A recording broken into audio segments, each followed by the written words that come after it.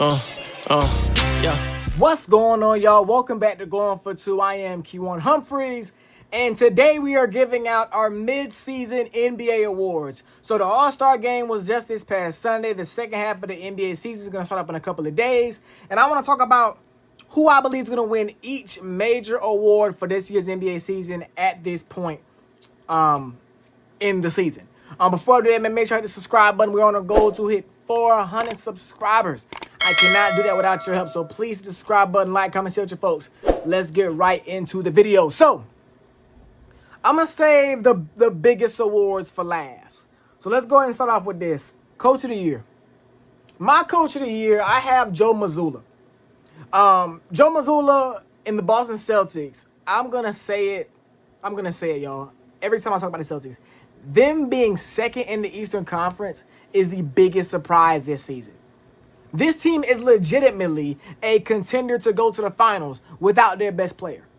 It's crazy. The way Joe Mazzulla's got them guys playing, not to mention the development of the young guys like Nimi Akite, I messed up his name, Jordan Walsh, and other guys.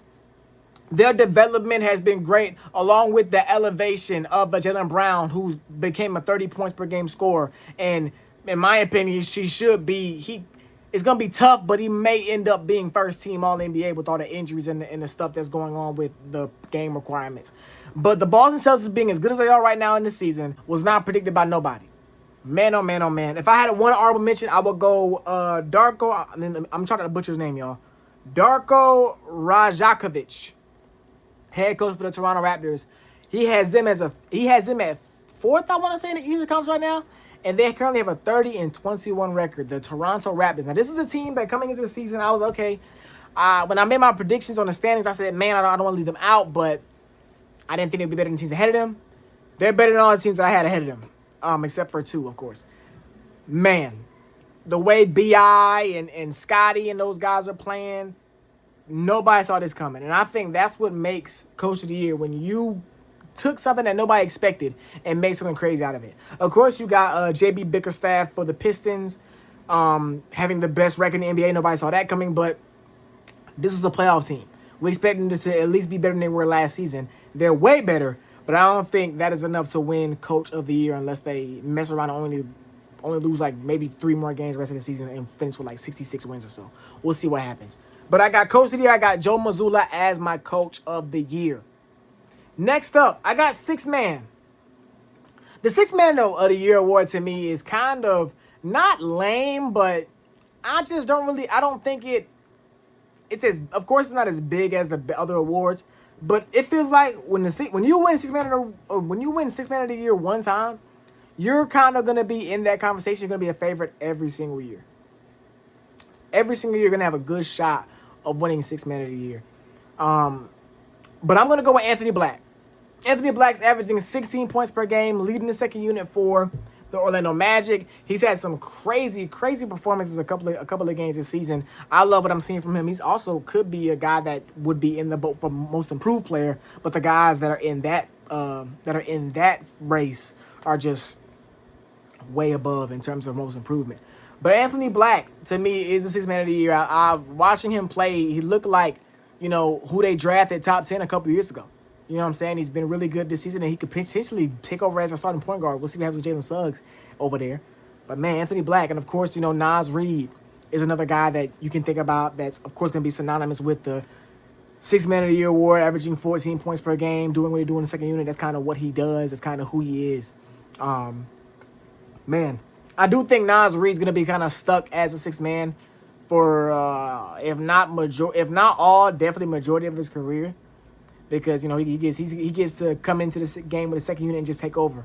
Anthony Black, I can see eventually taking a starting role, so at some point in his career. But for this year, I got Anthony Black as my Sixth Man of the Year currently, right now, today.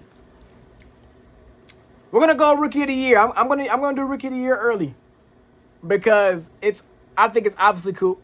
Not much conversation has to be told. Coop's averaging 20.4 points per game, 6.5 rebounds, and 4.1 assists. He's been carrying the Dallas Mavericks. I want to say he had a 3-game stretch where he scored like over 100 points. He was going absolutely crazy, man. And everything that we expected him to be, he's been so far, man. And I just cannot wait to see, Kyrie. He's my favorite player, but I can't wait to see Kyrie on the court with Cooper Flag, whether it's this year or next year. I want to see that duo come out there and hoop. But Cooper Flag, I think this guy next season should be an all-star. Could be all-NBA. You know what I'm saying? Of course, he's a rookie. He's only 19 years old. And man, oh man, he is an absolute scary sight for the NBA. Honorable mention, of course, Con Knipple. It was a two-man race until Cooper Flag kind of took over. Con Knipple's having some a great season, being a part of the scorching hot Charlotte Hornets. So I just shot a video on, so go and watch that video if you haven't watched it. I put it right here or there somewhere. Go do that. Next up, I got my most improved player of the year. This might be the most contested race other than MVP or out of all the awards. My most improved player is Jalen Johnson. Jalen Johnson is currently averaging 23.2 points per game, 10.6 rebounds per game, and 8.2 assists per game. Now, this is up from about 18 points, 10 rebounds, and 5 assists last year. But I think the whole thing with him kind of taking over and becoming the franchise player of the Atlanta Hawks ever since Trae Young got injured and then eventually got traded is going to push him to be all NBA. I mean, all NBA, but pushing to be Jesus, I can't talk. But it's going to push him to be most improved player, man. His playmaking was something I never expected. I never expect him to be this good of a playmaker, this good at setting up his teammates, this good at creating looks for everybody else. I never expected that. Never. But, man, this guy looks really good. As a Hawks fan, I'm super happy to have him as my future of the franchise. Of course, the honorable mentions, I got Denny Advia, averaging 25.2 points per game, 7.2 rebounds per game, and 8.6 assists per game. Another guy that has just elevated in terms of facilitating. Didn't know this guy could do this. I want to say Denny actually at the end of last year was playing really, really well as well. Made his first time All-Star along with Jalen Johnson this season. Yeah. Both of these guys have very, very legitimate cases for this award. I'm going Jalen Johnson because their team is better and they're winning more games than the Blazers. Yeah. Next award I got. I did not put this in my notes. I completely forgot about it. Defensive Player of the Year is a two-man race, y'all. And I think it's going to come down to what is mattered, what is valued more. Is team defense and how you participate how you contribute to your team's defense, or how are you individually as a defender going to value more? My defensive player of the year is Victor Wembanyama. And it goes without saying, he's a defensive monster. Defensive monster. When you're playing against him, you got to know where he's at all times. You're always worried about where number one is for the San Antonio Spurs, because that can either be a difference between your ball getting sent to the other side of the court, or whether you need to kick that ball out to the corner or something and pray that guy knocks that three ball down. Now, Chet Holmgren has been big time for OKC's defense. And OKC has one of the best defenses in the NBA, and that would not be as good if it wasn't for Big Chet and holding it down in the paint. But like I said, I'm going to roll Wemby because I believe Wemby's just been the best defender in the NBA this season, and he's really good at switching out and defending on the switches as well and everything. So rebounding as well. So I think Wemby got the whole package. I think he is the defensive player of the year. Is that everyone? Clutch player of the year right now? I'm going Anthony Edwards. Anthony Edwards right now is at the top.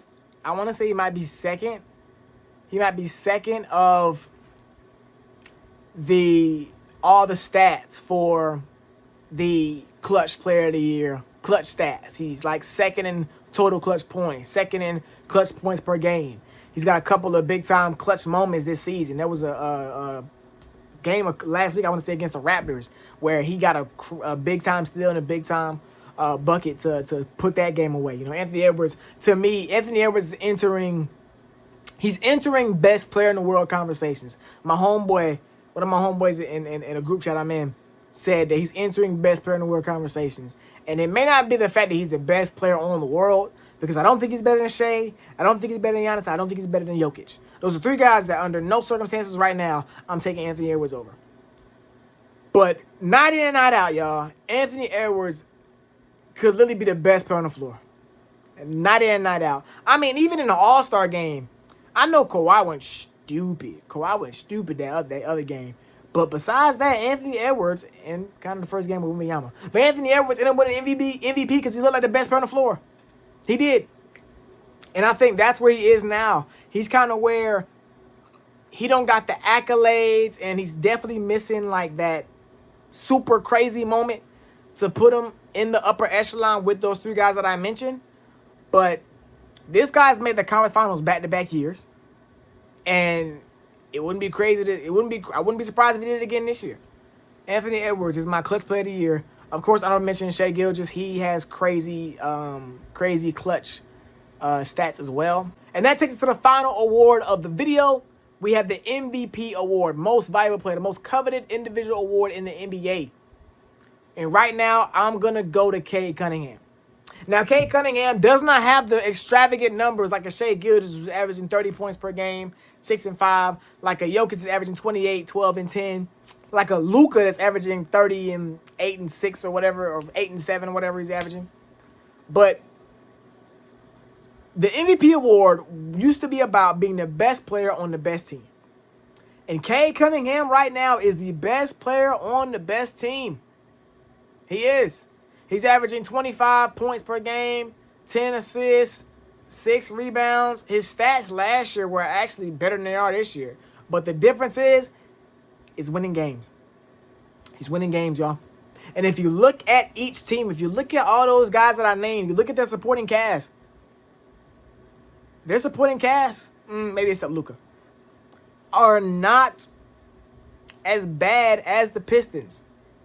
Who is the Pistons' second best player? Jalen Duren? Really good player, by the way.